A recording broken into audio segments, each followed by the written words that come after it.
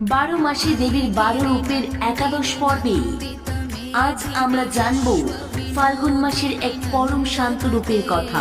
ফাল্গুন মাসে জীবনের সমস্ত জটিলতা দূর করতে আরাধনা করা হয় মা দুর্গার এক কল্যাণময়ী রূপ দেবী সংকট নাশিনী।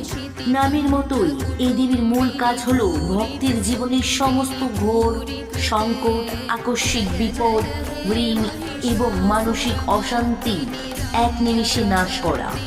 ফাল্গুন মাসে যখন ঋতু পরিবর্তন হয় তখন মানুষের শরীরে ও মনে নানা প্রভাব পড়ে।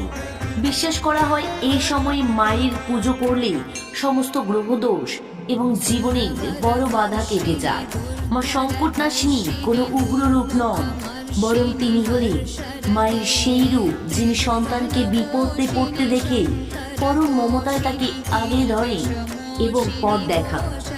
বসন্তের এই পবিত্র মাসে মায়ের কৃপা আমাদের সবার জীবন থেকে সমস্ত দুঃখ ও কষ্টকে চিরতরে দূর করে দেয়। বছরের শেষ মাস চৈত্রে মায়ের আদি রূপ বাসন্তী পূজার ইতিহাস কি জানলে শেষ পর্বটি দেখতে এক্ষুনি লাইক ও সাবস্ক্রাইব করুন।